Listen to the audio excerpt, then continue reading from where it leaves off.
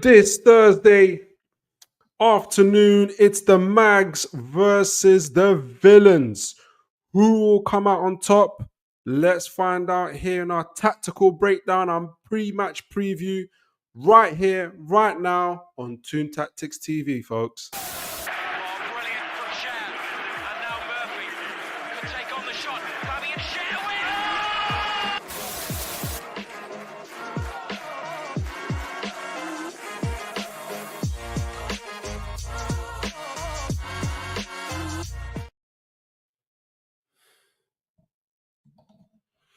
All right, guys. Let me know if you guys can hear me because typically, let me make sure I've got my mic here. Hope you guys are in a good mood. Hope you guys are well wherever you guys are listening from. I hope you guys are good. Merry Christmas to all of you guys. Oh, and may God bless you all. And I hope you have a blessed time. I do celebrate Christmas as a Christian, and I give all glory to God for this. So it's a great opportunity to be able to talk about all things Newcastle United for tonight's tactical preview, match preview. We'll do a little bit of transfer news and Newcastle related news towards the end of the program as well. But we're going to be doing all those things. Mighty Mag, good to see you there. First one, and let me know if you guys can hear me because I don't know why I can't hear usually I can hear the music, the videos back. I didn't hear it this time. It'd be a great waste of time if if I talk for an hour and you guys can't hear me. But guys, let me know what you guys are listening from. Let me know what you guys are up to. Merry Christmas, Aaron Cape to you too. Good to see you guys. Sound is fab. Thank you, Mighty Mike. Thank you so much for that. I was getting a bit worried. I was like, oh my word, I can't hear myself. I cannot hear myself. So now I can, and I'm glad you guys can hear me fine. I'm so looking forward to tonight's show and tonight's tactical preview. Not only match preview, but not just because obviously it's Merry Christmas. I'm gonna have one more show actually on Thursday before the New Year. I wish you guys a Happy New Year anyway, but I'm gonna do a special Happy New Year to you guys this on Thursday as well, where hopefully we'll be reviewing our victory over Aston Villa and looking forward to crushing Man United. But the main reason why I'm looking forward to this show as well is because Aston Villa, I don't know about you guys, but I feel like Aston Villa are like our evil twin. Everything we seem to do, Aston Villa want to do as well. And everything Aston Villa try to do, we seem to do better. I saw a show earlier with Antonio Mango who talked about it as well. But as he said it, I came across thing and doing the research for tonight's show about obviously studying our opponents in Villa statistically on performance in terms of on what's happening on the pitch. We have so many similarities, not just things outside the pitch. I know players that we've bought, managers that we was going to have and takeovers and all these type of things. Yes, we can talk about that till the cows come home. But the statistically is we're also very, very similar, and also a little bit in our style of play. We don't quite use the mid-block as much as Villa do. Mid-block is a big part of the game. We're going to talk about it. But in terms of how they attack and what they do, some of the players they bought, some of the kind of the danger men they've got, for instance, and whether it's John Duran or Watkins together with the Morgan Rogers, we've got Isak and we've got Anthony Gordon and Harvey Barnes, for instance. Their midfield's got Kamara, Tielemans, Adama Onana. We've obviously got Bruno Gomes, Tonali, Joelinton. I think obviously they've got a world-class goalkeeper. Hopefully we'll get a world-class goalkeeper soon. But, there's so many similarities between our teams and what we're doing. It is almost uncanny. So I don't know about you guys, but going into this game, obviously we're going to do a bit of an overview of the teams before we kind of go into the tactics themselves. Going into this game, look, we've been battling this year. You guys know, for all of you guys that have been watching this channel and been seeing obviously what's going on and all the various breakdowns that we've done and just following the team in general, we know, like, for instance, like, what does this game mean to us? What does this game mean to Newcastle United? Obviously, the points themselves are going to be important. What would a win say? What would a draw say? What would a loss say? But what does coming into this game? What does this game mean to us? Like, guys, let me know what would this game? What would a victory in this game? How would you? What's at stake essentially? What's at stake in this game? Because I feel like going into this game, Newcastle have clawed their way back into the conversation of Europe, and not just Conference League, not just I forgot the next one up, the UEFA Cup. We know as the UEFA Cup. I forgot what we call it now. The Europa League, excuse me. And then now that obviously the champion, but I think we're also in the conversation for the Champions League, in my humble opinion. And that's after, the first 4 or 5 games, the first 10 games, as we know, according to Opta Analyst stats themselves, Newcastle had the hardest start of the league, in the league, or one of the top hardest from what I can remember. And the first 4 or 5 games, we didn't quite perform, but we got the results. And we know that. Then the next, 3-4 games, I take out Wolves out of that for me, because I think we performed decently in the Wolves game. We performed well, but we didn't get the results. Then we had 2 or 3 games where we had that League Cup against Chelsea, that really good win away at Nottingham Forest. We got 1-1 against City, I think, something like that. We performed well, we got the results, and then was really beginning to click into gear. Then we had the international break. And I think that stopped our momentum, because when we came back, we lost to one of the worst performing teams in the league at the time, West Ham. And I forgot who we drew to. I don't know if we lost or we drew to Palace or something like that. We had a set of results where we're like, okay, this is really looking really bad, really inconsistent. Until obviously, these next 3 games that we just won, like resoundingly, 4-0 Leicester City at home, 3-1 versus Brentford to get through to the semi-finals of the League Cup, and now obviously 4-0 away at Ipswich. We previously talked about Ipswich. When we talked about Ipswich, I said Ipswich at the time, for that moment, for what was at stake, what I think Newcastle, Eddie Howe were to show to me was, because we'll play one of the greatest two obstacles that Newcastle faced, which was playing a team again outside of the top 6 and playing away. Can we win that game? Like, please. And Newcastle answered it outstandingly. Incredible performance. And if I had more time, I would have reviewed it together with you folks. I'd have enjoyed reviewing it, because it was a brilliant, brilliant, brilliant game from us. Yes, the goals, Jacob Murphy with his incredible assist that nobody in the mainstream media is talking about. Obviously, Isak getting how many goals? He got the hat-trick, obviously got the hat-trick ball as well, and an assist. Incredible performance. But also the midfield between Tonali and Bruno, the mix of the 6 and an 8. Obviously, Tonali primarily in that 6 and what he's doing. Not only is Tonali like great at terms of helping us defend the transitions and making sure that our defense don't get caught up, but also his ability to dictate play. We'll find out how good he is against a better opponent in Aston Villa doing that, but he was incredible at doing that against Aston Villa. And I don't know if you guys noticed from that Ipswich game, because Tonali was so good at screening our centre-backs and they trusted him with the ball. I saw Shaw and Byrne like pressing up against Ipswich's the midfielders and defenders, attackers, like high up mid in the mid part and in the final third of the pitch.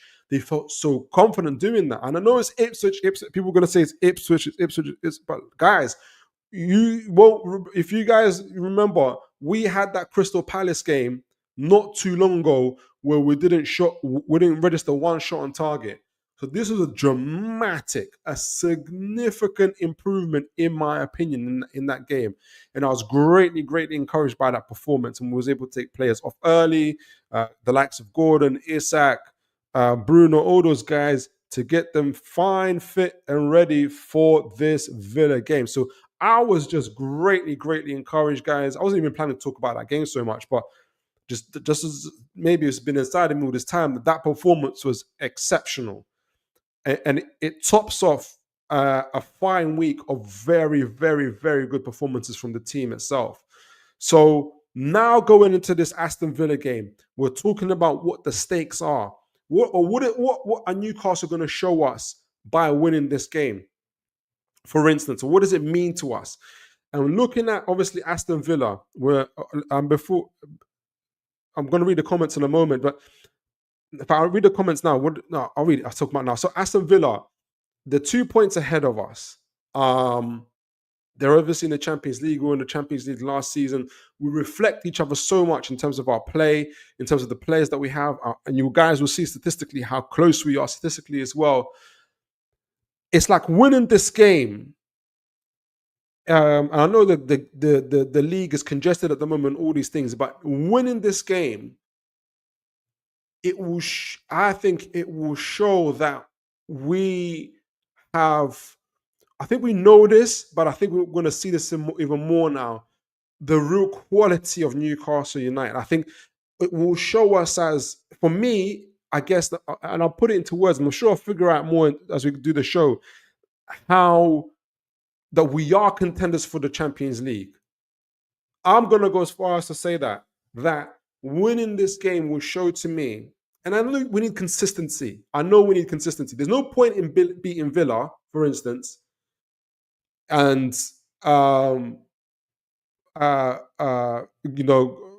just and not doing well after that. There's no point in doing that. I get that. But in terms of what it shows to me, us going against Aston Villa, who I think is like one of the closest team to us in quality and everything else, and we're kind of at similar stages in our club's growth. I think it will show that we're still just edging it above them, and that we are contenders for this year's Champions League, in my humble opinion. Let me know what it means to you guys. We're going to now get into the kind of overview for both teams, the forms, and going into this game. But before we do that, let's read the comments. Let me get some water as well. All right. Mighty Mag, Newcastle. Philip, the next 3 games I think will tell us when we are going to. Because we're playing. We're playing. Obviously Villa now. We're playing. You're right, Mighty Mag. Exactly, actually. So Aston Villa now. We're playing Man United away. We're playing Man United away, obviously at Old Trafford, and then we're playing Tottenham away as well. That's going to be now getting into the second half of the season. And you're right. All 3 of these teams are around us. And by the grace of God, if we beat all of them, oh my word, are we definitely contenders for the Champions League? And it's going to be these next 3. We said this about the last 3 games as well. The last 3 games just to tell us, are we here to survive or are we here to thrive? We're here to thrive, I think. But now these next 3 games against Villa, Man United, and Tottenham are going to show us, where we are, what European place we're contending for. In my opinion, you're right, Mighty Mag. Great shout there. Aaron Kane, a bit early in the season, but this feels like a European decider. Yeah. We are almost fighting it out with the teams like Villa for that 5th spot, and I agree. We're going to be talking about bottom, and it's that crucial part of the season, recruitment-wise, transfer-wise. But I think I have a little bit less kind of thought into that, but not thought, belief into that. But the players that are coming back, Botman's coming back, Kraft's coming back. I know Wilson, he is coming back. We'll see what happens. So our bench is going to be a lot more thicker as well. Depth, a little bit more depth. It's like things are merging together. How is it going to merge together is going to be that crucial point. Truls Hagen Christensen. I don't know if it's your first time here. I think it's I've seen you for the first time here. Welcome to the show. Apologies if you've been here before, but welcome to the show. Merry Christmas to you. Merry Christmas, Toon Tactics, and enjoy the holidays. Thank you, and God bless. Mighty Mag, if results go our way this week, could put a nice gap between us, Man U, Spurs, and catching Forest up. Yeah, exactly. I'm so focused on Newcastle, and I really believe that beating Villa would. I was seeing flashes in that Ipswich game of what we were doing in that. Was it 21-22 season? We went to the Champions League. I was seeing flashes of that. I was beginning to get those feelings. And if we beat Villa in a good manner, God help Man United and whoever else to face after that. Because if that Newcastle begins to turn up, if that Newcastle that will go into the Champions League turns up, you know what? It got to the stage of that team, with that Newcastle team, where I said, if you beat us, if you beat that team, you are a very, very good team. I almost didn't mind it because I thought you are an exceptional team if you can beat that Newcastle United, because not many teams could, and not many teams did. We only lost five games that season. So that lets you know. And I was seeing flashes of that team. So I'm really looking forward to this game. I'm going to read a few more comments before I get into the tactical breakdown. I'm more worried about Dubs against Villa than any. We're going to see any other player. We're going to see because Dubs is playing well. You're right, Trulls. He's playing well. Let's see how good he is. Hiya, Trulls. Good to see you, pal. Hope you're doing well. Okay, you guys are talking there. Hit the likes, folks. Hit the likes. And if it's your first time in here, I hope you welcome to the show. Merry Christmas. Happy New Year. God bless you guys. And I hope you guys are well wherever you're listening from on this Christmas Eve. And the fact that you're listening here lets me know that you did your Christmas shopping. You did your Christmas shopping and you are relaxing now. You are relaxing. All right, tactical breakdown. Overview of the teams. I said that our similarities are exceptional. So it's really, really interesting. So look, I did it with the Aston Villa, obviously. Aston Villa's previous form. Well, let me see actually. So in terms of previous form, Aston Villa last 5 games, they've won 4 of those, lost 1. That game was against Nottingham Forest away, and beating Nottingham Forest away isn't for everybody. I guess so. It just shows you how well Newcastle did before that international break, and I think where we were heading to. And they beat Man City, which was a great victory for them. Brentford, who we didn't manage to beat in Southampton, who everybody's beating at the moment as well. So Aston Villa, just like us, are coming in good form, decent form into this game, and credit to them, because I feel like they're managing Champions League and competitions. Obviously, they're out of the League Cup, but Champions League and the Premier League very, very well. They really learnt from us. And obviously, here's the table. They're currently lying 6th with 28 points, whereas we're 8th with 26 points. Very interestingly, they've scored 26 goals and they've conceded 26 goals. So they've got a 0-point difference. This year's Premier League has been wild. This year's Premier League did you see what Bournemouth did to Man United at Old Trafford?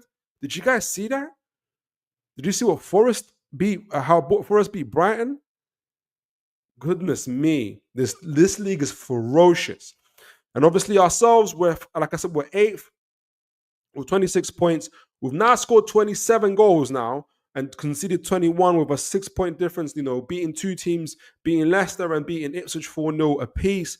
Really helped that goal difference as well, and showed our class, showed our dominance, which is absolutely fantastic. If you look at both of our teams head to head, let's click on it now. Let me make sure you guys can see this. Yes, you can. Here we go. Look, Callum Wilson's due back in early February, according to this. We've got way more injuries than them. They've only got Jacob Ramsey out. It says here Kraft is due back in mid-January. I think it's going to be back a little bit sooner than that. Jamal Lascelles also in obviously in January. Joelinton is due back. Even Eddie Howe said this is ready for this Villa game.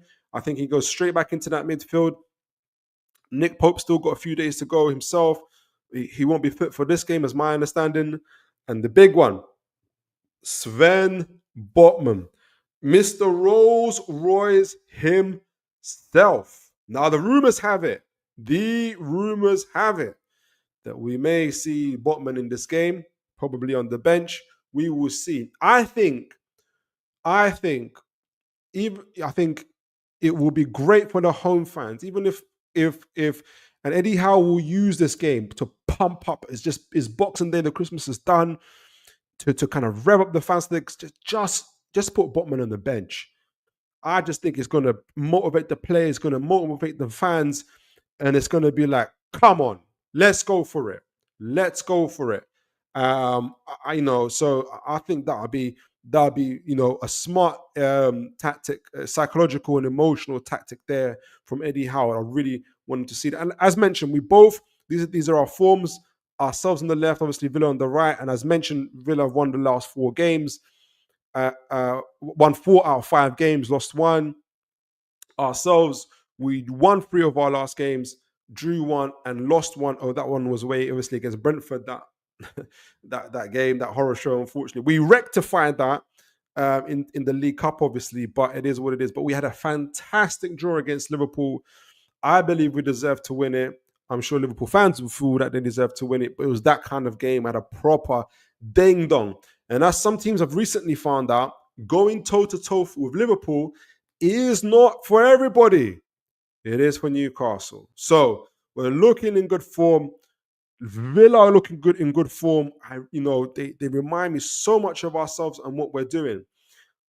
And this is what I mean by it. I'm going to go into Opta Analyst, into Opta Stats, where we're going to kind of zone in a little bit by what kind of express a little bit more about what I mean about how much we are similar in terms of our kind of performance at the moment. Before I do that, I'm going to go into the comments as well. Let me get a drink of water.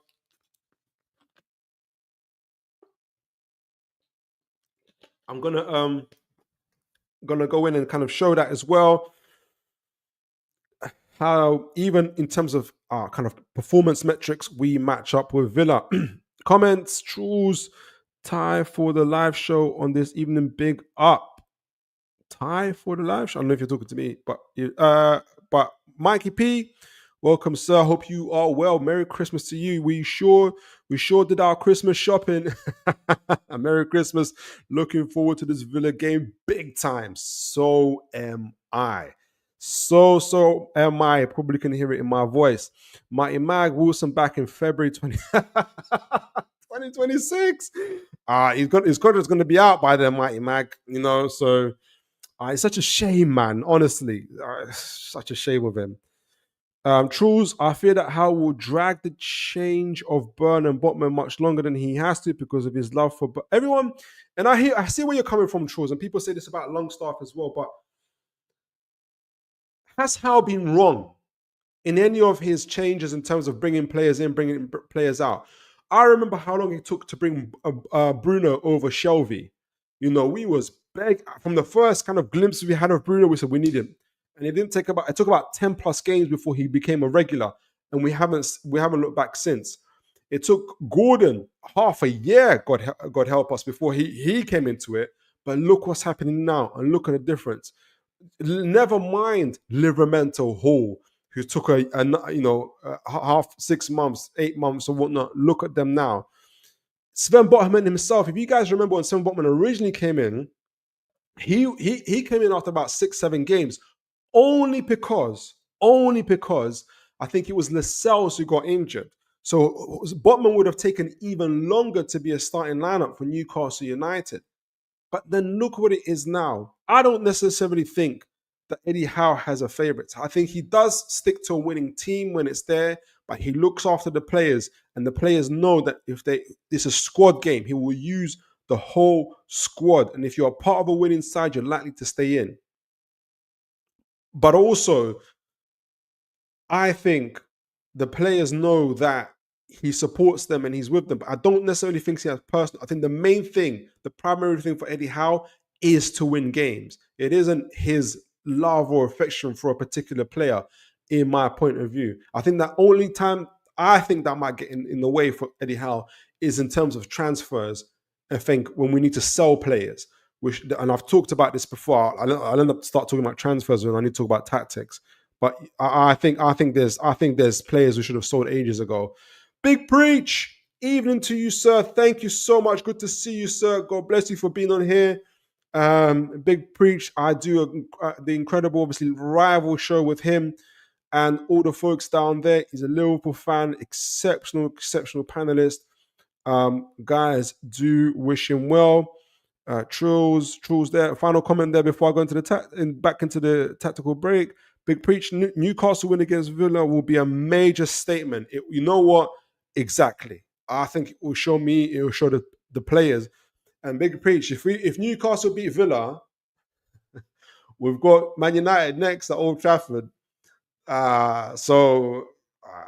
You know, me and Yoms, Kaz, we're gonna talk, guys. We're really gonna talk, guys. All right, I'm gonna get into it. Richie T, great channel, bro. Keep it up. I appreciate you, Richie T. It's my first time. Forgive me if you've been on here before. I think it's my first time seeing you, but God bless you for coming in. And I hope you guys enjoy the show. Right, I spoke earlier about a tactical overview. Newcastle United, Aston Villa, evil twins. Or Aston Villa being our evil twin in terms of just how close they are, in terms of how many similarities we have. And we kind of show this in our metrics here. Now, this is the attacking performances. Let's go into it. So goals. We talked about goals, obviously. I think Villa have scored 26 goals so far. We've scored 28, I think. So we're not too dissimilar. Villa, at the moment, are on roughly 1.5 goals per match. So they nearly scored, they're quite high in terms of about to score almost 2 goals per match. We're on 1.44 again. So we're both relatively high scoring teams as well. So you can expect that from both of us. Our XG, so kind of expected goals, is at 1.64 for Aston Villa. We're on 1.6 again, kind of showing, we're both, we're probably slightly underperforming. In fact, and it does say that in terms of goals and XG. So we're one of the top underperforming sides for our XG. We're just above Villa. We're kind of minus 0.16. They're on minus 0.14, which means essentially we are. If you look at our quality of chance or quality of shots compared to our goals, both Villa and Newcastle were both slightly underperforming. So that lets me know, and I think is what I suspect, is that you guys will know that Newcastle are slightly on an upward trajectory. So Villa, and we're about to hit our next gear. There's more gears to come. So I think there's more. So to me, this kind of underperformance isn't necessarily a bad thing. It shows me there's more to, like, it's not that Newcastle have hit the ceiling, and aren't going to get any higher. We've got at least another gear to go, and Villa too as well. So a lot there to see. Shots, how many? I don't think we've been that high. We're just about above Villa there. I think we're like 9th or something. Villa just a couple places below us. So shot conversion, this will be interesting. They've got obviously Duran, Watkins, like I said, and Duran, Watkins, and Rodgers. We've got obviously Gordon, Isak, and Barnes. So shot conversion is going to be interesting. Villa are like 1, 2, 3, 4, 5, 6, 7. They're about 7th in the league, so like around 11.48% in terms of shot conversion. They're just below Arsenal, Liverpool, Wolves. Wow, well, I think Wolves. Some of the relegation sides there. Chelsea, Tottenham, Brentford, Newcastle, just obviously a couple places below there are on 10.55%. I see that improving for Newcastle. I do feel like our shot conversion will improve as well. So we're not too far from each other in terms of, as we know, expect goals in this game. Expect goals. It's either going to be a chess match. I doubt that it will be. I think it'll be a high velocity, high intensity game. Both teams having a right old ding dong each other. And you can see here overall in terms of the passing stats. Maybe make sure you guys can see this. I'm just talking. Yes, you guys can see that. This is the passing stats overall. If you're taking everything into account, we're going to go specifically into them: final third passes, all passes, crosses, pass direction, all these type of things. If you put them all together, Villa and Newcastle, like the twins they are right next to each other on all of these metrics. I don't take too much credence in terms of average possession. I think teams decide to have possession or they don't decide to have possession. But again, very, very interestingly, Villa's average possession is 50.51%. We're directly below them on 49.91%. Again, highlighting how close we are in terms of our metrics. All passes, successful passes, percentage-wise. Villa are currently on 85.81%. We are on 82. So they are, they're good at passing the ball, being in an accurate way, about 3%, 2% higher than us as well. Again, I see this particular stat improving for Newcastle in my opinion. The most important stat to me in terms of passing is the final third passing. So the ability to pass in the opponent's half. Villa are quite impressive, 75%. Excuse me. While Newcastle at 72.28%, a little bit ways behind Villa on this one. So it's going to be interesting to see. Again, I believe this will improve for us as well. So they're a bit higher than us in that. Pass direction. We're going to and then we're going to be talking about the tactical breakdown as well, how the teams play. Forward passes, Newcastle, top 5, top 6 in terms of forward passes. I thought Villa will be a bit higher, but they're very low. They're very low down the table in terms of forward passes, together with Man City and Southampton, who are very much possession-based teams, backwards, forwards, sideways, before they get to where they get to, whereas Newcastle are far, far more direct. It's going to be interesting if, obviously, Villa will adopt that mid-block, against a very direct team like Newcastle. I think this is partly why we're talking about stars make fights. Newcastle have quite a positive record against Villa, and I think it's because of this, because of Newcastle's directness, that will kind of get a lot of joy against Villa's mid-block, in my opinion.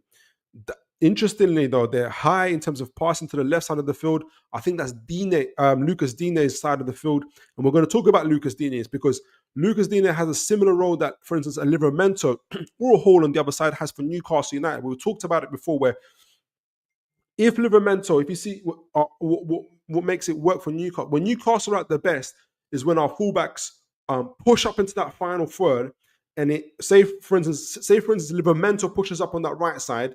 It allows Jacob Murphy to tuck in next to Isak, who's again next to tuck in a lot more centrally, and then it allows right next to Gordon as well. So now you've got like three attackers that are going directly, 3 or 4 direct attackers going directly into that central goal. When you have that, and you're able to kind of provide overloads, into the defensive line. That's what Newcastle at their best. Lucas Digne does a similar thing. We're going to talk about it. Lucas Digne does a similar thing for Aston Villa. When he pushes up, it allows the likes of Morgan Rogers, who's absolutely phenomenal, I think he's an incredible player, to tuck into that central part of the half space on the left side. We'll talk about the left side. Into that right side, allows Tielemans to follow up on that, and it allows obviously Duran or Watkins to also come in as well, and it makes Villa very, very dangerous. We've seen that if you guys watch the Man City game, Villa very dangerous in terms of those half spaces as well. So Newcastle and Villa have a very similar approach in how we play. So that's them on the left side. And also on that right side, we've talked about Lucas Digne. They've got Matty Cash, obviously. So their fullbacks are very important. Matty Cash pushing up, again, providing a similar type of service as Lucas Digne. And the effects that we talked about are also very, very similar. Newcastle, obviously, a lot more. Where is Newcastle on our left side? Where are we? A little bit low. I thought we'd be a bit higher because of Hall, but maybe Hall's a lot more passing stats. On the right side, passing Newcastle. So we're kind of balanced. We're both in the middle. We're quite in the middle, actually. Crossing is a bit different. Percentage crossing. Where is Villa? Villa's kind of mid-table. We're right next to them as well.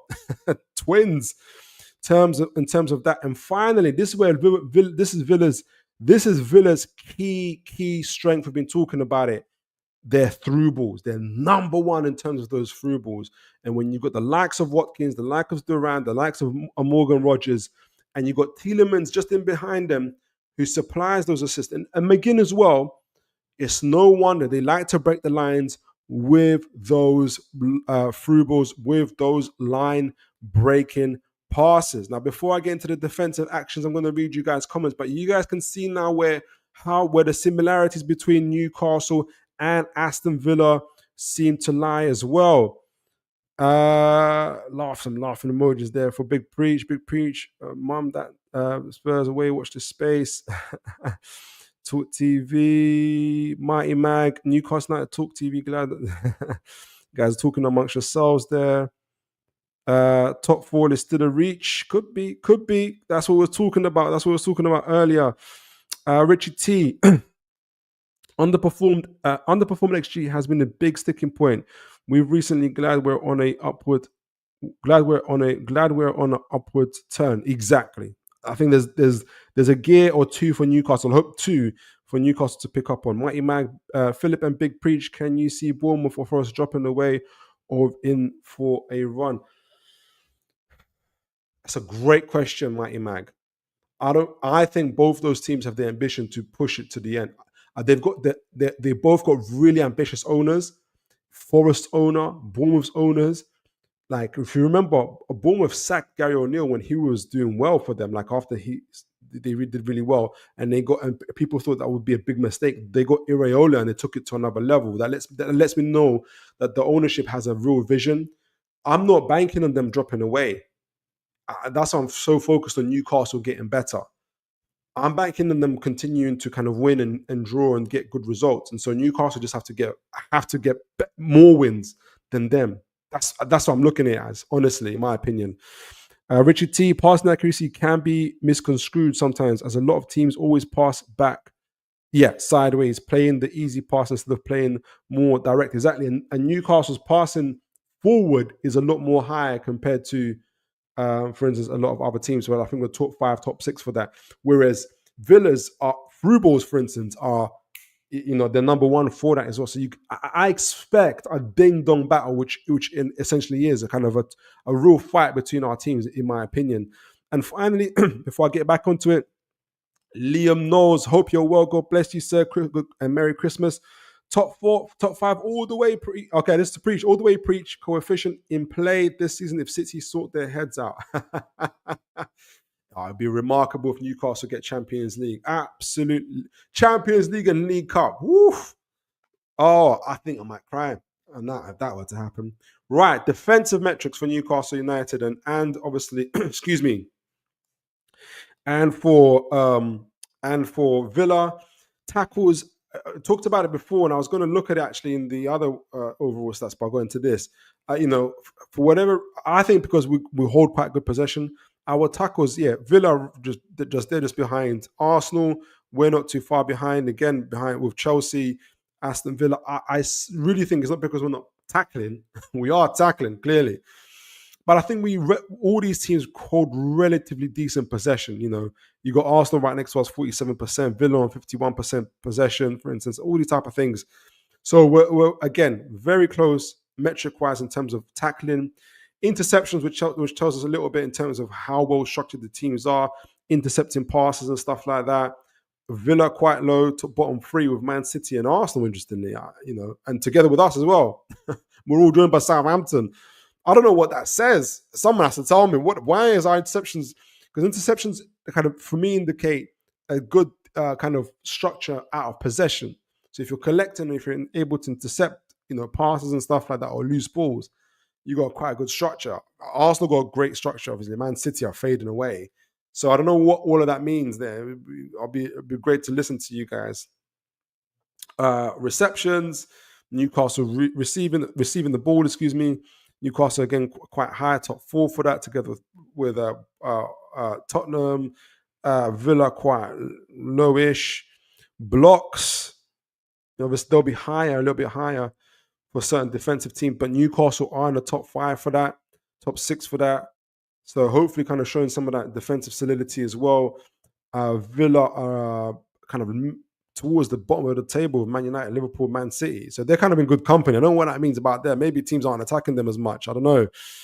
Ground duels 1, which you guys know I put a lot of emphasis on ground duels and duels in themselves because it's a highlight of a team's intensity. And intensity is supposed to be Newcastle's identity. It's been recently low this season, but I think it's picked up a little bit. Villa are quite high, as you guys can see, in the top 5% there, 51%, which is impressive. And aerial duels is way a little bit lower on 45%. So it sort of averages out to about, 49% for overall in terms of duels won for them, which is very impressive, I said, because that they're playing extra amount of games and stuff like that. So for them to maintain such a high intensity in terms of their overall work, in terms of their overall ground duels and everything else, is very, very, very impressive in my opinion. Aerial duels, obviously, they're quite low. We're a bit higher in the top 8 for aerial duels. It shouldn't be a surprise. But in terms of ground duels, we're a lot lower. In fact, bottom 4 of the teams. So again, with Arsenal and others, why are ground duels so low? Our ground stuff so low? I don't know what that indicates about us. I was worried before, especially in the early parts of the season, we weren't quite there intensity-wise. That's definitely picked up in the last 3-4 games. So maybe again, kind of getting the stat to reflect that is going to take a little bit of a while. So Newcastle have to. We're talking about consistency. Newcastle have to show consistency. Okay. So, what is Villa's style of play? What is it? Who are our opponents, and what are they up to? Let me get into that. And I used some really good data, some really good information, a really good video from Zeko Football.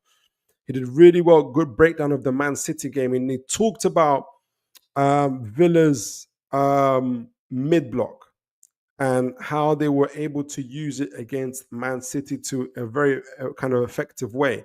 And I'm going to use that game. To kind of highlight what Villa are good at, where Man City failed, and where I think Newcastle will do better at in certain instances. I know that Man City haven't been playing the best recently, so I'm going to highlight that as well. So let me get onto that right now. Let me take off this particular page. But what are you guys thinking so much? When you guys thinking about the game, what's you guys' thoughts? How many guys have you watched City as well? Where do you think? Where would you see? Not City.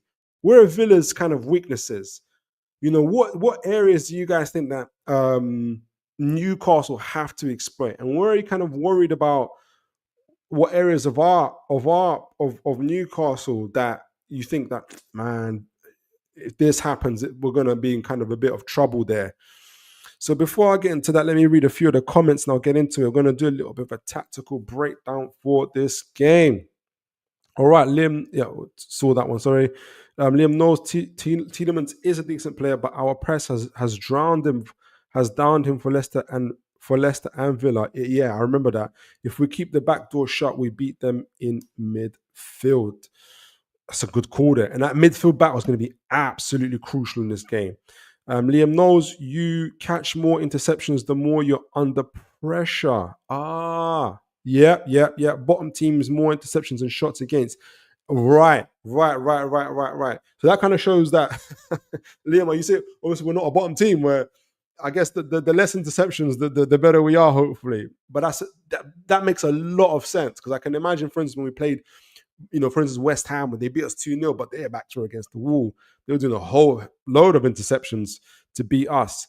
Before I move on, final comment there from Aaron Kainth. Let me get some, where did I get the water? Aaron Kainth, wide areas are going to be are key. Yeah, and we're going to talk about that. Are key, especially on the right. Can see Murphy having a lot of joy with the switches from Gordon. Yeah, and Gordon up against Matty Cash, who can be erratic. That's going to be a great matchup.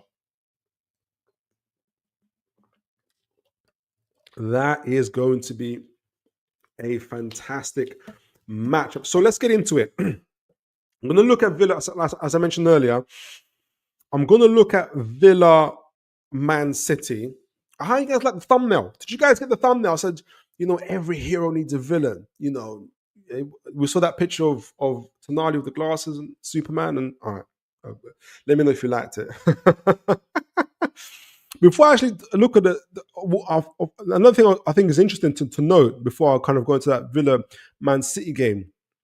This is for anybody who uses Opta Analyst. This is the Territorial. Let me take this off. Should I put it? Can I put it back on? I'll do this. I'll cut it. This is the Territorial dominance map. So essentially, you find it on Opta Analyst, which shows which area of the field your team, obviously in this case is Newcastle and Aston Villa, but this is Newcastle, is dominant at so far this season from this game, from the last 16 games. So the purple ones show that, for instance, where your team, which is Newcastle, have 50, for instance, is purple where your team gained more than 55% of total touches. So you can see here, for instance, this is from left to right. Newcastle in our own area and around our box, but also in and around the opposition area and on the left side, which isn't surprising, where Gordon is, Joelinton is, Lewis Hall is. We have a lot of dominance there. A little bit there on the right side, obviously with Murphy and the light. I think it's going to change as well, is where Newcastle hold a lot of dominance. The pink shows where opposition teams invariably have a lot more dominance against us, which is in that kind of real central area, which is interesting there. And I wonder now, Tonali in that number 6, and if over the next 4, 5, 6 games, those central areas will turn to purple, for instance. I'll be very interested to see that. And the grey areas represent a contested part. So neither the opposition nor us really have total dominance. It's all pretty much in the middle. And I have to say, I don't know if you guys remember, from those who've been in the show before, this was less purple at the beginning and parts of the season. And as Newcastle have improved, our dominance in various areas of the pitch has improved as well. So this is Newcastle. Keep this in mind. A lot more purples in the final third, and a little bit more in the back, in the areas of our pitch as well. What's happened here? Sorry, I thought I got a call, guys. In our third of the pitch. Now keep this in mind, because Villa's one, is very interesting, because Villa's one, let me put it back on, is all grey. So the Villa neither have any overall dominance of any pitch, but neither is any team dominate any part of the pitch against Villa. It's all grey.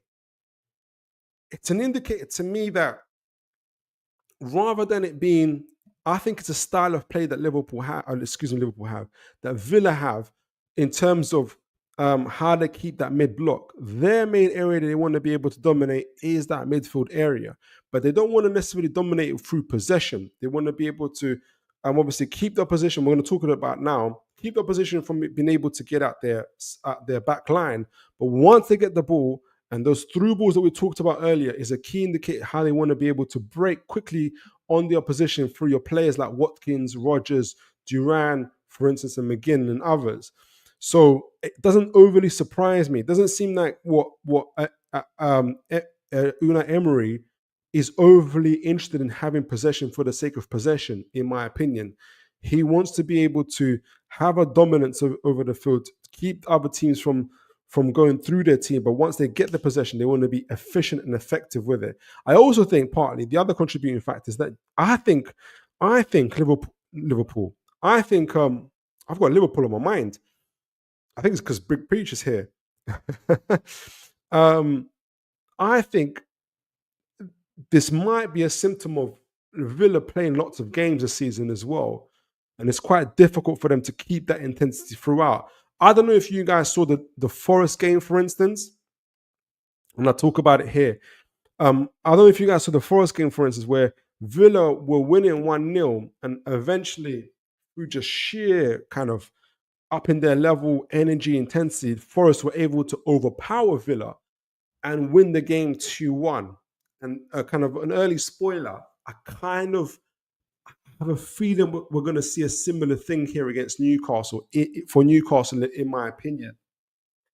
And so I think that's why I think those number of games are beginning to take their toll. Plus, what Liam Knowles said earlier, for instance, over the likes of your Yuri Tillemans, our midfielders are a little bit more robust than theirs. For every Adam, for every Onana, we've got a Joelinton. For every Tielemans, we've got a Bruno Gomes. I think Kamara is an exceptional player in himself, a very rounded player as well. But I think Tonali also is a good matchup for him as well. So I see that kind of maybe playing a factor as well. So let's see what happens. So Man City, Villa. And what does it teach us about that? What does it teach us about Villa and how they play? Let me get a drink of water. I need a lot of water today, a lot of talking. If you guys will see, so defensively, off the ball, you guys will see that Villa play very narrow, and they want to be able to concentrate their dominance in the midfield areas. They stopped City from playing through the middle, but I think that's generally how Villa play as well. So you guys can see they've got a back four, 1, 2, 3, 4 here on this right side here in this picture. And make sure you guys can see that. 1, 2, 3, 4 across here. And then you've got the two midfielders here, the pivot of Onana, and I think it's Kamara. It is Kamara. Making sure that they're screening the defensive line, preventing the through balls and the passes into those channels that could affect them as well. On the other end, and we're going to talk about this a little bit more, on the other end, kind of pressing, you have your Morgan Rogers there, circled in the pink. He's got his blonde hair now. Tielemans, who comes in just behind him, obviously Duran and McGinn here, who are pressing the back four of Man City. So Man City, who play really narrow, the mistake that Man City made is that they only wanted to play narrow, essentially. And when Man City did go out wide, because of their fear of when they did go out wide of Grealish, because the Grealish and I forgot who's on the right side, were able to get into isolated spots on those left and right sides against Dine and against Matty Cash. But because they didn't put any crosses into the box for Haaland, and because of that fear of, and this is what was the gentleman's name who made this? His theory was that, is it Zeko Football? So I want to make sure I get it right, because I think he was onto something when he said it. What's his name? Zeko Football said he has a theory that Unai Emery, in this case, banked on City not crossing the ball when they go into isolated areas. So he was willing to give up those flanks to City, knowing that Grealish, and I don't know who was on the other side, were not going to cross the ball into Haaland, not unless they were able to get a really kind of clear sight of the player or of the goal, which they didn't. And eventually they would pass it back, which they did here. And Villa used the press trigger on here and Gvardiol, and they eventually got a shot off actually from this as well. I think with Newcastle going to the tactics board, I don't think this would be an issue for Newcastle, for Gordon and for Murphy. I don't think Newcastle have a problem, as of evidence in the last 3 games. I don't believe Newcastle have an issue in crossing the ball, running with the ball from the flanks into those areas. If anything is to go by the previous games, and I think, and let me show you in the tactics board what I mean by this.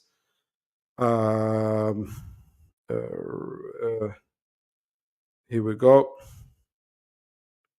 Is it this one here? Yeah, here we go. So this is a similar situation that we saw here. Let me zoom in. Can you guys see that really well? Yes, you can. So this is similar to what Villa did against City, but instead of City, it's us. So if Newcastle attacking Villa, Villa are going to concentrate the midfield here very, very, very, very narrow. So Dine tucks in here with Torres, obviously Torres and Konza in the centre back areas, and Cash, they will tuck in like this. And what Newcastle will do, you'll have Isak either side of here. You know how Isak begins to wander. And sometimes he will drop in. We'll talk about that dropping in a little bit later. But in this case, as you see Isak here in between the lines here. And what's going to be very, very key, let me use Hall, because I think that's Hall and Joelinton. What's going to be very, very key. Again, like I said, I don't think Villa mind giving up their flanks. They didn't mind giving up to City. They might think differently against Newcastle. I think they probably will think differently against Newcastle. But you'll have the three of us, the three kind of defenders, the three attackers, Murphy, Isak, and Gordon tucking in here. And what's going to be key is obviously our eights in Bruno Joelinton. And this is going to be key. Tonali's been playing very, very well in that six. But is he going to be able, before I even get to the other part, is he going to be able to withstand the press of Duran, Rodgers, and Tielemans, as you guys saw here? If he can, then the rest of this is going to be history for Villa. Otherwise, and I don't think it matters too much, we use the tried and trusted Bruno to be able to do this role. I prefer Bruno on the other side of the pitch. I think he's better as a number 8, almost a hybrid 10. And I'm beginning to see the more Bruno plays in this role, I'm beginning to see his world-class credentials, in my opinion. If Tonali is able to withstand this press, we've got Bruno here and Joelinton here pressing up against Kamara and Onana, and the 2-3 in the back. The next part is going to be key. If we, for instance, go on the left side, it's going to be Lewis Hall. It's either going to be Lewis Hall providing that width, giving Cash 2 things to think about. Because if that ball gets through, either way, either Lewis Hall here coming here and the ball coming directly here, Cash has got 2 things to think about. And we know how Gordon loves this part of the pitch right here, where he's got the option of either going centrally or wide. And then depending on what he wants to do, you'll have Cash will have 2 things to think about, and you'll have Joelinton running in, providing an overload, giving Konza, holding up Konza, making sure Konza doesn't follow Gordon too much, and you'll have Gordon maybe doing runs in beyond, Cash having to follow that, or Gordon and Hall isolating Cash in this position, with Joelinton taking in that spot and kind of doing 1-2s here, where they press the Villa guys, either dribbling, passing, whatever, and kind of getting through that way, as you guys can see here. And you've seen a lot of Newcastle taking shots just from on the edge or outside the box of Gordon, Bruno, Tonali. You're going to see more of that. So even if their backline drops back, Aston Villa, and with that mid block, they're closer to their goal, because if they're not pressing up against us, they're close to the goal, which is fine for us. You're going to see Gordon, Joelinton, and others taking shots from outside the box as well. The other thing that Newcastle can do as well, if we restore that back line, is because Cash and Dina are very good at going forwards. I don't know how good they are in terms of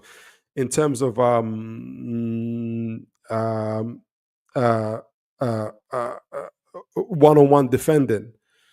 Someone, if anyone's got the stats, and that would be great. Again, Tonali dropping in deep with Shah and Burn, and we know that, for instance, even Shah is excellent on these crossfield passes. You see Lewis Hall can still drop in deep, drop in wide. For instance, in this case, McGinn has to follow him. You've either got a situation where you see Gordon picking it up, dropping in here into that half space, whilst Joelinton keeps Kamara occupied, and then you see Gordon driving into that half space with Isak, Bruno, Murphy, and Joelinton and others. Or, okay, keep Isak here, Bruno back here, Bruno here. Or Again, the option, this is that growing chemistry between Joelinton and Gordon, or Joelinton dropping in, for instance, picking up the ball. And again, now Gordon's, and then you've seen this against, you saw this against, who did we play at home? Was it Leicester?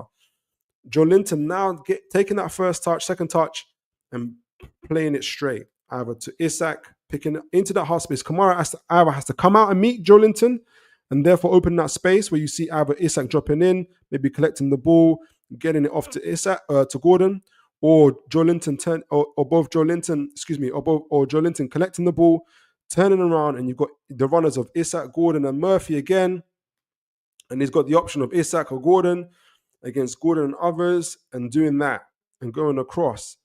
And it'll be extra problems. For instance, if Hall manages to go up, McGinn having to follow him, where he's got the extra choice of Hall going out the flanks of Hall or going through that middle. So there is options. There is options of how Newcastle can play. That's just down the left side. Same thing, but a little bit different on that right side. I think Newcastle have different options down the right side because of the ball carrying ability of Livramento. So McGinn's back here. And this is going to be, again, this part is going to be very, very crucial because, as you guys saw, Livramento had a really good game against Leicester. So even if Tonali gets off to to Shaw here, Rodgers and the others, Tielemans, for instance, how quick are they going to be to kind of press? If he gets off to Livramento, he's going to fall. And this is where you want Rodgers. You don't want Rodgers here collecting the ball going that way. That's going to be lights out for Newcastle and Shaw. You want him having to chase Livramento back. And you know Livramento's got that ball carrying ability. And when you got that ball carrying ability, you attract players to you. The lookers, if Rodgers isn't getting back, Onana has to meet and intercept him. If Onana comes out, what does that do? It opens the space for Bruno. And if it opens the space for Bruno, then you've got either Murphy here, can go inside or outside. Murphy will probably create space for Isak. Murphy going on the outside of Dine, Isak dropping on here, Bruno turns in, and now you've got that space created there. Can you guys see that? Can you guys understand what I'm saying? Livramento, just by carrying the ball, is forcing Rodgers to get at him. If Rodgers does not get him, Onana has to come out and meet him. If Onana does that, he opens a space for Bruno. And we saw how good Bruno was with his through balls, and it opens up these type of spaces. So we've got that type of options of Newcastle, of what Newcastle can do in terms of attacking. And that's just one part of it as well. So we can either go through them or round them left or right side as well. Speaking of going through them, again, and this is if we talked about, I think Liam mentioned Tielemans. And Tielemans, incredible with the ball. But he may be the weak spot that we look for in terms of if we want to play the ball through the middle, because that's going to be the key. Who can play the ball through the middle? So where's Kamara? Kamara's here, Onana's here, Bruno's here, Joelinton's going to be here, Tielemans and Duran will be trying to press. Now, anything can happen. If, for instance, whilst Tielemans is coming up to try and press the ball together with Rodgers and the rest of them, if there's some clever movement, for instance, from Bruno here, if you guys can see some clever movement from Bruno here, and he just moves to the side here, Onana's foolish enough to follow him, Isak drops in, Tonali gets the ball off to Isak. Those type of things can happen going through the center. Now you got a situation where Torres has to, and this is the defender's worst nightmare. When Isak collects that ball into that half space, that swift turn, and he's running at you, you either have to foul him or you have to just pray that, because he's going to take a shot. You saw what he did to Van Dijk. You saw what he did to Van der Ven, and you know what time it is. In terms of Isak being able to isolate the defenders that way, Murphy's going to be very, very key again. In terms of he makes those kind of runs on the outside, will be pulling Dina away, and you'll be creating that space for Isak as well. So there are options for Newcastle to play through the centre. We're going to talk about Villa's attack as well, which is very, very good itself. But before we do that, I'm going to go through the comments as well to see what everybody is saying. What are you guys making of the thing situation so far? Obviously, we talked about how Villa are out of possession, how that hurt Man City, why I think it'll be different against Newcastle, how Newcastle can play through that mid block on the left or that right side, as well as through the middle as well. I haven't even mentioned our set pieces, which you guys would have noticed and I know it's against Leicester, I know it's against all these other sides, but the last 3 games, I think, did we score from a set piece against Brentford? I can't remember, but definitely against Ipswich, definitely against Leicester, we've been putting together some really clever set pieces and scoring from them, and I won't be surprised if we see something similar against Villa as well, especially kind of the set pieces we're creating between Gordon and Murphy. Well, Gordon Murphy and Lewis Hall, but obviously Gordon and Lewis Hall in particular, doing that, the balls into the box have improved. It's been absolutely excellent. So you guys would have seen in terms of how, just mentioned obviously, how Newcastle can attack either flank, left or right, and some clever movement in the middle can also go centrally as well. I'm going to talk about Villa's attack, which can be lethal as well. But before I do that, and what Newcastle can do about that, before I do that, I'm going to go into the comments and see what you guys are saying. Liam Knowles missed the start. Is Bailey expected to start? I don't know. That's a good question. I don't know. Did Bailey play against City? Who played against City? Do you guys know? Let me know. Spark could be a great battle with Hall. Cash isn't getting any help. Isn't getting any help from him. Absolutely. Cash down that side. So it'll be Cash. Let me go back to that tactics board. It'll be Cash, Kamara, Konza, McGinn, for instance, Hall, Joelinton, Gordon. If I was Unai Emery, I'd be worried about Cash in those 1v1 situations, possibly 2v1 situations against Newcastle. If he gets an early yellow card, that side's going to get absolutely exploited. Ian McKenna, we will be okay. Hello to Ian. Hope you're well. Merry Christmas to you and God bless. Merry Christmas. Oh, keeping it Toon YT. I don't know if it's your first time here, sir, but I hope you're well. Welcome to the channel. Apologies if you've been here before, but welcome to the channel and Merry Christmas to you. God bless. Ian McKenna, the PIF vastly, and I mean vastly, can outspend any football organization or team they spend per week. I don't know if you're talking to somebody else, but yes, I agree. Liam Knowles wouldn't be surprised to see Willock stay in the team. Really, I think okay. I think Joelinton comes back in, but we'll see. Howe has always been keen to stay with the winning. Exactly. Winning team, not such a bad thing for Big Joe to rest up more. Very possible.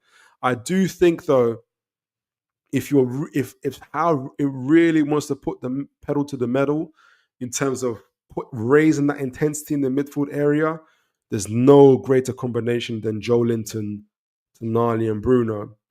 And especially if we want to exploit that left side and that growing relationship between Gordon and Joelinton. Gordon is loving life now. They're growing that because now if Gordon wants to go on the outside, Joelinton will go on the inside. And Gordon just loves to have this choice, in my opinion. Okay, if I go on the inside, I know Joelinton's going to go on the outside. Therefore, I know where's the ball here.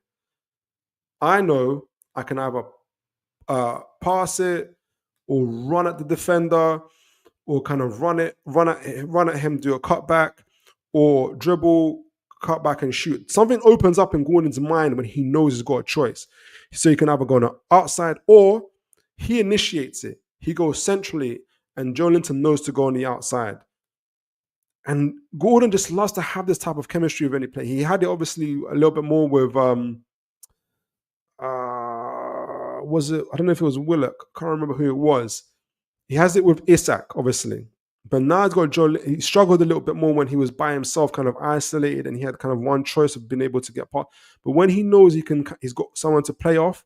In this case, Joelinton, and obviously Hall will join in as well and add to the situation and contribute towards it. But when Gordon feels like he's got that kind of choice, when he initiates where he picks up the ball from, it sort of frees up his mind. And Joelinton, I think, helps with that, in my opinion. So I do see Joelinton doing that. And in fact, as I'm talking about it, there's a bit of a difference when Joe Willock plays. I'll show you what I mean. Apologies. It's still part of the game what I'm talking about. So this question is very, very relevant. There's something that changes when Willock plays. When Willock plays, and it's not a bad thing. It's just how Eddie Howe adapts his tactics, which every good manager should do. And this essentially is what happens. Where is it? Yeah, here we go. So I'm going to show you guys, because I was meant to do it earlier. So this is the average possession. I'm going to zoom it up a little bit here. So this is Newcastle versus Ipswich. Willock played in that game. So this the bigger map here. Willock played in this game. And Willock is the number 28. And Willock tucks in right next to Bruno Gomes, and he plays very centrally next to Isak. So even though Gordon had, about 3 shots in that game or whatnot, still had a decent game, was pressing really well. He wasn't as, I guess, active maybe as he was in the Leicester game, and I'll explain why.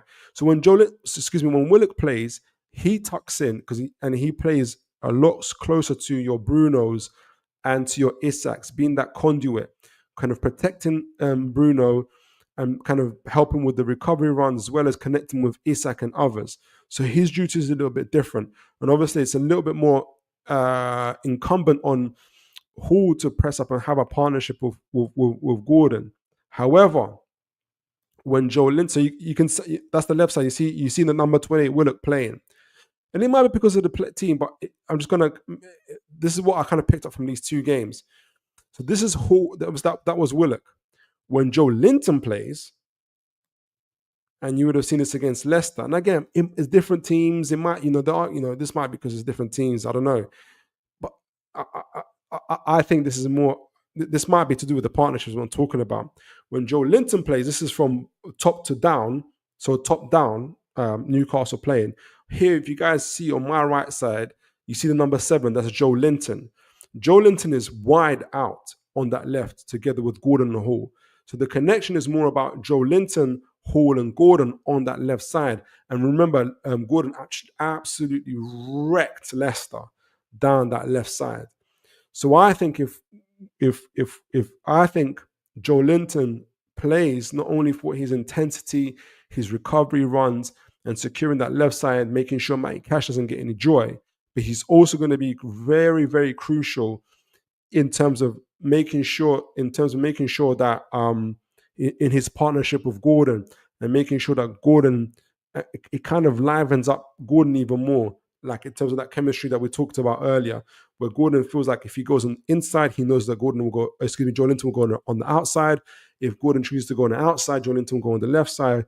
There's something that frees up in Gordon's mind where he's got that and he comes alive and he's able to react a little bit more.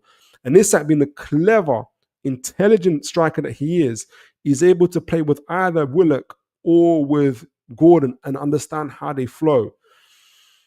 So I hope that explains it. That in terms of why I think Joelinton plays. I don't know if you in terms of why Joelinton plays, in my opinion. But if Willock does play, I expect a little bit of a change in terms of how we attack the flanking area. And I think we'll actually be more concentrated in the middle, just a little bit, I think. But I think we'll miss a beat by doing that. I think Howard would want to isolate those fullbacks in Dine and in Cash. I don't think those guys like to go backwards. I don't think forwards, they're excellent, but I don't think they like to be kind of having to defend on the back foot. And with a Gordon running at you, with a Murphy running at you, or Joelinton, or Isak, God help you, if Isak's running off at you, you're going to cause all sorts of problems. So that's why I kind of see Joelinton. And Joelinton's already fresh. This is like, he hasn't played in 7 days or so. So that's what I see. I think I see Joelinton play. I hope that makes sense. Ian McKenna, let's see what happens. Indeed, 15 games, keeping it tuned. 15 games unbeaten at home against Villa. So hopefully that's all enough if I come Boxing Day. Yes. The Footy Channel ground, Hopper. Hi, Philip. It's Tony formally. It's all black and white. Oh, Tony, hope you're well. Did you change your channel's name? I think you must have changed your channel's name. Hope you're well, sir. Merry Christmas to you. Happy New Year. And God bless to you. Hope you are well. Oh, yeah. I think evening, everyone. Ian, PIF. Few more comments here, and I'll get back into it to talk about Villa's attack. Willock was poor. Willock was poor for me in that last game. Just came back from injury as well, so I think Hal will take precautions and keep in Joe. Yeah, I think a few of you are talking about yourselves. Last comment here. Last comment here. J7 must play. Surely Willock has done nowhere near enough to guarantee a place. Happy Christmas, by the way, Phil. Merry Christmas to you, Michael. And God bless. Good to see you, sir. Hope you are very, very well. Hope you did your Christmas shopping. Most of the guys on here have done the Christmas shopping, so I hope you've done yours. Otherwise, do your Christmas shopping. I don't know what shops are open, and keep the channel on as well. And guys, let me know. Do you guys listen to Spotify? Should I be like uploading some of this stuff on Spotify? Do let me know. If you guys are saying yeah, then I will work towards doing that. Right. So I talked about Villa without the ball and how they press and in kind of in the central areas with the two pivots of Kamara and Onana protecting that back four, and they kind of have that mid block and they kind of congest that midfield area, forcing teams out wide. Why it worked against City is because City are scared to cross the ball. See, even when you got Grealish, I keep forgetting who the person on the right was.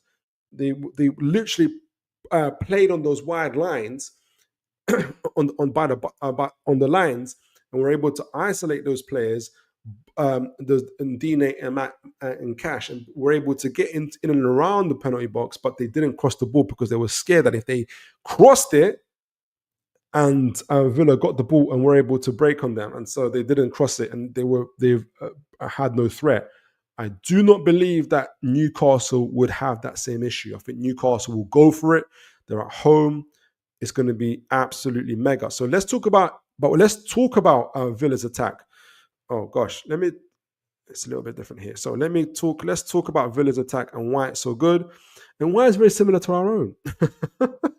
Because Villa are our evil twin. All right, so let me zoom in. How does that look? I'm going to zoom in just a little bit more as well here. Stream, yeah, it's all right. All right, so let me get some drink. Let me drink some water as well.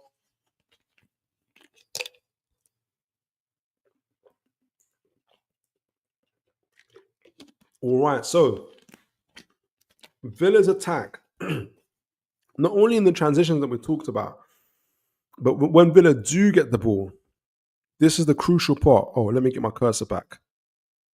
Here we go.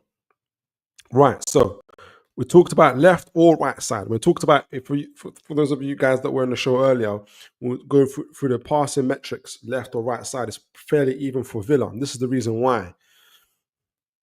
Lucas Digne. So if Villa go down the left, Lucas Digne, just how Livramento or Hall do for Newcastle United, the key to Villa's attack is going to be this. It's going to be Lucas Digne, for instance, pushing right up into our final third next to Livramento. And this allows Rodgers. If you can think of Rodgers as their Gordon, he tucks into that central area and he picks up the ball, and he's an absolute beast with the ball, carrying it forward, dribbling, going past 2, 3, 4 players, 5 if he can, and really causing the disturbance and dragging players next to him. And that's the place you don't want to be, because if our players try to hold him off, it opens up a whole lot of space for your Durans, for your Tielemans, and if that ball gets through, which it could, we're going to be in absolute trouble. So when Digne pushes up like this, expect Rodgers to come in. Here we go. Expect Rodgers to come in like this. Expect Tielemans to go on either side here. And obviously McGinn to tuck in with Duran here in the middle. So what it gives Villa this option to overload the box with a Tielemans or Duran or Rodgers on either side, isolating not isolating Shaw or Burn in those central areas. So it's going to be very, very key. Number one, Newcastle doing a high press in the first place, like I showed earlier, pressing in Villa in the first place and kind of stopping from Dine and Cash coming up in these places in the first place. That's going to be the key thing. So to prevent Dine from actually Lucas Dine from coming up here, the best option, which is what Hal prefers to do, is meet him, force him out wide, press Gordon, Bruno, Joelinton here, Tonali, Shaw, Burn. It's to go forward.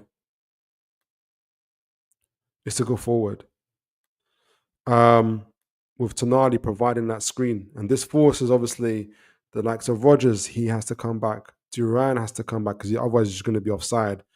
And it's just going to be useless for everybody. Tielemans, McGinn to come back and kind of start from there. So Dino can do all of this, but if the ball gets intercepted because Torres is surrounded by Bruno, Murphy, Shaw's there, Tonali's probably going to have to concentrate a little bit there on Rodgers as well to protect them from those runs. Burns kind of finds himself in those 1v1 situations here. Because if the ball gets intercepted and Dine is up here, you got a whole space here. Let me get this right. So this is obviously that left side. Here we go. You've got this space here. Dine goes up.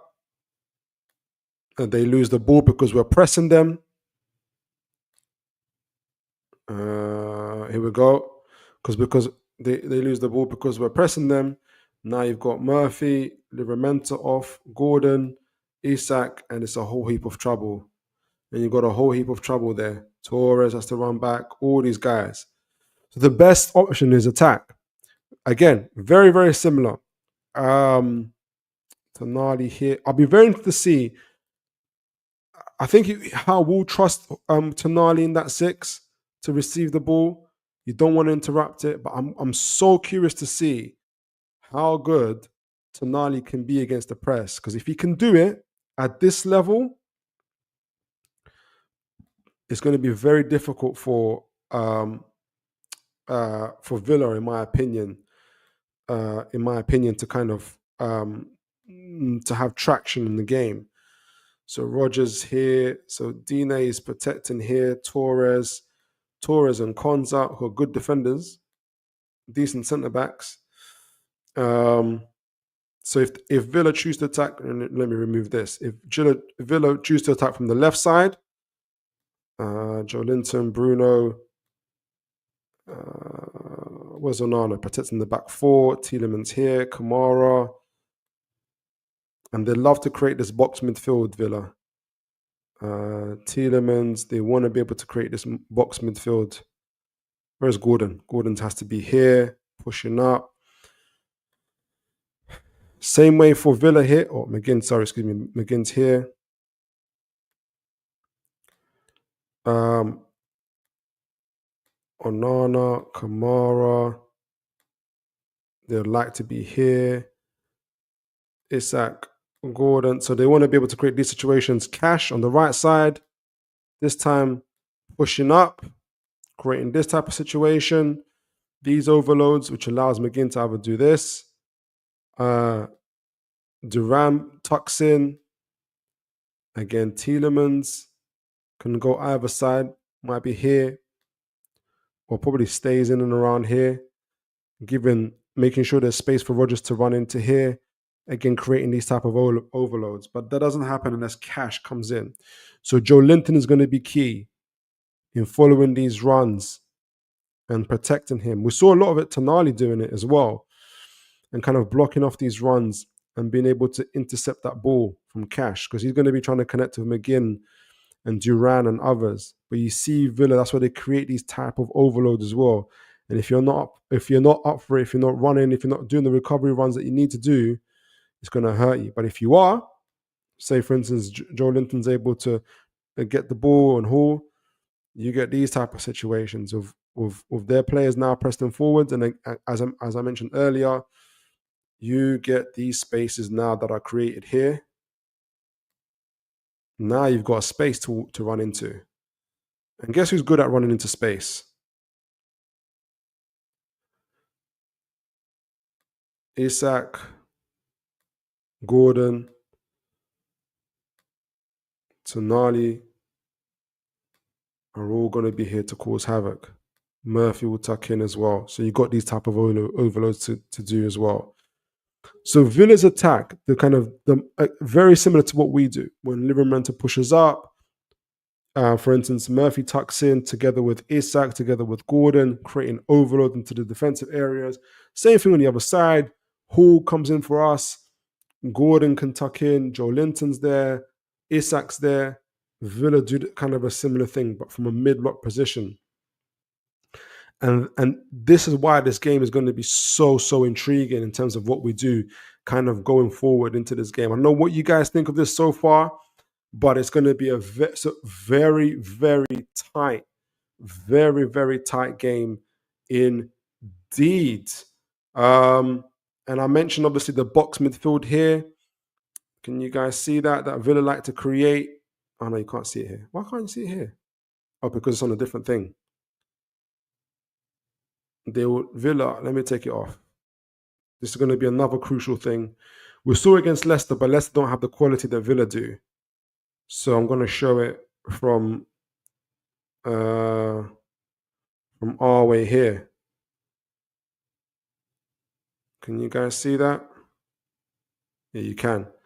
So again, Villa love to create these type of box midfield through their pivots. Kamara, Onana, together with Rodgers and Tielemans, in and around Duran.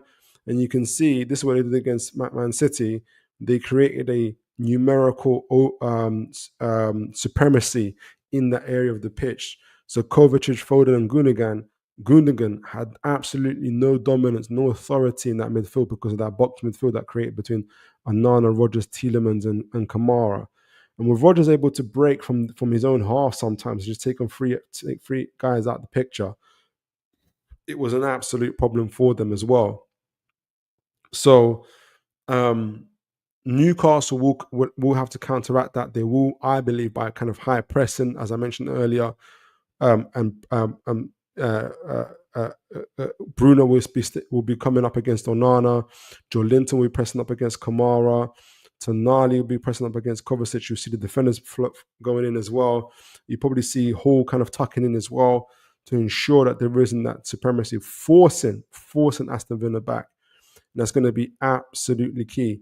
Some ways that we talked about earlier, again, kind of passing through the centers, through that mid-block of through Villa as well. So kind of talked about the attacking parts as well.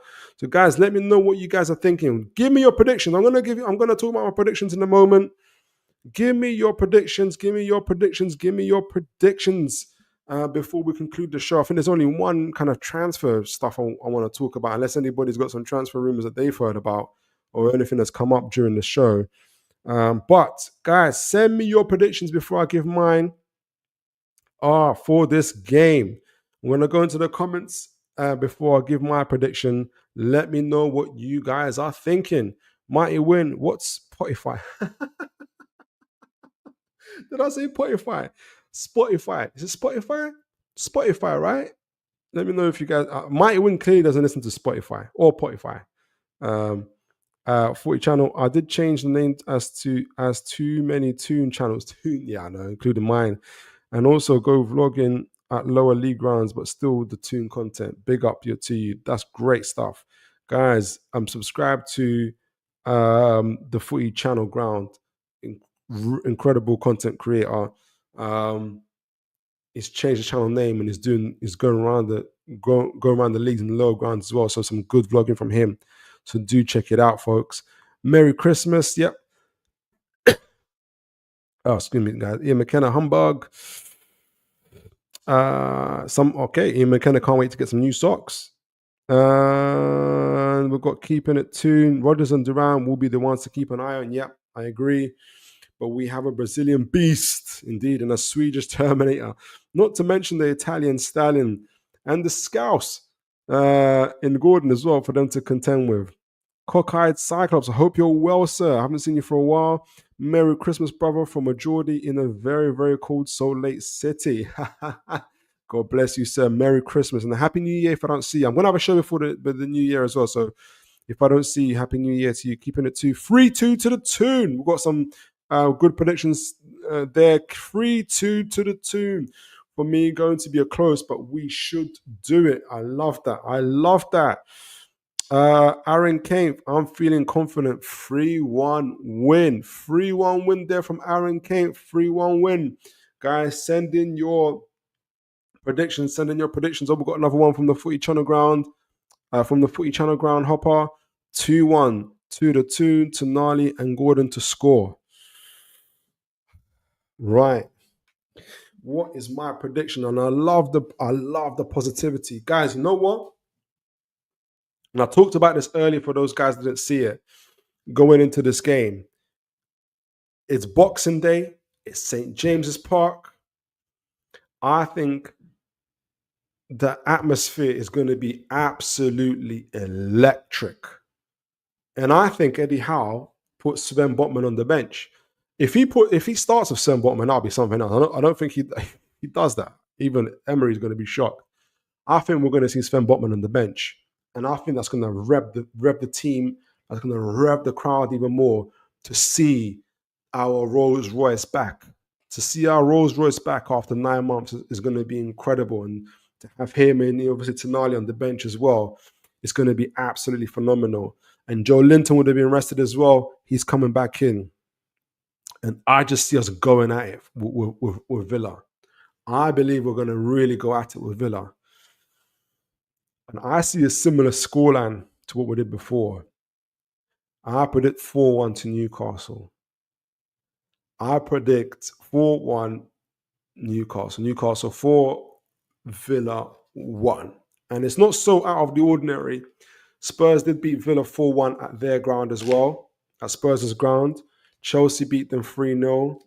I think the intensity is going to be a lot for Villa, in my opinion. And we're going to see some incredible stuff in terms of that. I just think this is it. I think with everything that we've been through for Newcastle, the last 3 games, beating Leicester when after we've been, the kind of the poor results that we've received, that we had, then beating Brentford, making sure we're getting to the semi-final after losing to them at the GTEC 4-2, then just, beating Ipswich away ground, our team, outside the top 6, away ground, doing it in such a professional manner. The performances and the results that we've been getting to in the last 3 games, I feel like that this is almost like the crescendo that's going to lead us to the next part. And I think Newcastle, the crowd, Sven Botman being back, I believe Newcastle can win this game 4-1. Isak with a brace, Gordon, and I see something happening from a set piece. It's going to be a fairy tale story. Sven Botman comes on in the last 5 minutes with a cherry on top and heads at top corner. I know it sounds all fantasy after all that tactical talk, but no, it's not fantasy. I'm going to give it 4-1 to the Toon. I'm going to read you guys' comments before I go into the one transfer rumor that I saw. I want to talk about Leazes Park and the move as well. I'll get you guys' thoughts on that, but we're running out of time. Obviously, the rumor is, for those that haven't heard, is that Newcastle will be building a new stadium at Leazes Park. It's rumored between 75,000 to 85,000 capacity. It's going to be multi-purpose and all of that. But obviously, I haven't seen too much information on that as well. So I wanted to get just a quick thought on people's thoughts on that as well. I'm all for it. Newcastle moving into a new era, into a new realm, I hope, of trophies and hopefully Premier League dominance. So I'm hoping that's what we'll see. But let me see what you guys are saying in Dubravka hat trick. From keeping it Toon. Ian McKenna, I'll be happy with a draw. Villa are a good team. They are a good team. They are. Botman is weeks off, Ian McKenna. He could be. He could be. He could be. It'd be great to see. He was Eddie Howe said between late December and early January. Let's see. Even if is Botman a sub will be a boost. Just to see him as a sub, honestly, will be an absolute boost to folks, in my opinion. Cockeyed Cyclops catching up from the beginning. Cheers, 23 years here in USA and missing my homeland more than ever. Stay warm and safe, people. Big up to you, Cockeyed Cyclops. I have keeping it to. I have this discussion on my channel. Would like to know your thoughts off topic. We have 15 players plus 30 plus thoughts on an aging team. Yet how continue to give them extensions? Yeah, we'll get onto it. I don't think it's just Howe. It's not Howe that's responsible for giving players extra contracts. He has a voice. I think at the end of the day, some of those players don't have a value, don't have much of a selling value. Dubravka, Kraft, and all those guys. And it's better it's a lot more expensive to replace them than it is to sell them on. They still provide experience, and for instance, Kraft has been performing well. It doesn't mean that we stick with the same players for the next 5-10 years. If you take my argument at its best, you understand that you can't have an overhaul. It has to be a lot more gradual, especially under the new PSR rules. So you're going to see a kind of a lot more kind of slower change and to do in terms of player recruitment. And as a result of that, we're going to keep a lot of our players, in my opinion. So I've given you a snapshot answer, but happy to, when we'll talk about it again, to talk about it more extensively. I did talk about this when I talked about 3 or 4 weeks ago when we talked about whether how in or how out. And we obviously decided that how is in. But I did talk about the same issues. It's weeks, Ian McKenna. I think that's around Botman. We'll see. You could be very much right there, Ian. Aaron Kane, Ian Botman has been playing with the under 21s at some sort of competitive football, so you never know. Yeah, that's what we're hoping for. Botman hasn't even been in the squad yet. Yeah, he's building up to it. He's building up to it. He building up. Don't be silly. Not being silly, just kind of we're just putting it together. He's been playing in the under 21s, getting back fit. Like why not? Even Howe himself said in the press conference, it's either going to be late December. We're literally in late December now, or early January. So it's a big game. So why not play him? So that's where, guys. I've said it. You guys are sending your conclusions. Do let me know what you think. The one transfer rumor I wanted to talk about was. Let me talk about. I don't know if you guys have heard anything in terms of transfer rumors. Let me get this on. And I think I don't know if you guys saw it. I sent out shorts for it. It was around Mr. Where are you? So we had something on Fikayo Tomori. I don't know what you guys think about him, but I wasn't going to talk about him. He's available for £25 million, right centre back. But the guy I wanted to talk about was Eric Garcia. Now, the annoying thing is, and I'm sure some of you guys will say this, Eric has said, I'm not going anywhere. I'm staying at Barcelona, which is annoying. But he's not the first Barcelona player that's been linked to us. Obviously, Christensen as well, Andreas Christensen as well. He's a ball-playing centre-back, exceptional in terms of his composure on the ball, passing range. A bit suspect in 1v1s, but very, very good with the ball. And again, similar profile to Shaw, just younger, 23, 24 years of age. And it looks like we're kind of looking at that kind of mold in centre-backs. Obviously, we talked about Tomori, very, very similar in terms of that as well. Very good on the ball. Kind of as well, slightly different. Not the greatest in his ground duels either, but it looks like we're looking for that right centre back ground ball playing centre backs, good on the ball. Guys, what do you guys think of Eric Garcia? Do you think we'll get anybody? Well, Eric Garcia has already said he wants to stay, so I'm not even going to focus on him too much. But do you guys think we're going to get any of these guys? Are we going to get who's the most likely kind of player? Are we going to get over the line? Who do you guys see coming to the Toon this January? We've talked about so many. Cosano, for instance. We talked about all these kind of guys. But, rumors coming out, rumors being shut down. Who's going to be coming to the Toon? Our options are going down, but I think it'll be interesting to see. It'll be interesting to see. So I'm going to wrap up the show in conclusion. Obviously, we talked about the match for the Boxing Day match against Aston Villa this Thursday. We talked about their kind of strengths, obviously the mid block, how they kind of beat Man City through their mid block, through their kind of key persons in terms of key players in Morgan Rogers, Duran, Watkins if he starts or kind of comes on, for instance, as well as McGinn and Tielemans as well. How kind of they're very balanced in terms of their attack, left or right, using Cash or Lucas Digne to kind of help them provide the kind of overloads on the flanks as well, which allows them attacking midfielders and kind of attackers to tuck in and overload the defensive line. So Newcastle have to be very, very ready for that. I think the best defense to that is going to be attack. I think Eddie Howe will probably apply that. So you're going to see high intensity, high pressing as well. Hopefully, and I expect there to be an incredible atmosphere at St. James's Park to rev up the crowd. It will be wonderful to see, even if it's a dream, but it'll be wonderful to see Sven Botman on the bench. I think that would add to the fever and to the excitement on the pitch. And I would absolutely love to see that. I predict the 4-1 win. You can feel it. Maybe those last three wins have got me feeling giddy, but I won't be surprised to see it. We've seen it before at the Toon, so why not again? We did a little bit of transfer news. There hasn't been too much. Obviously, Eric Garcia from Barcelona has been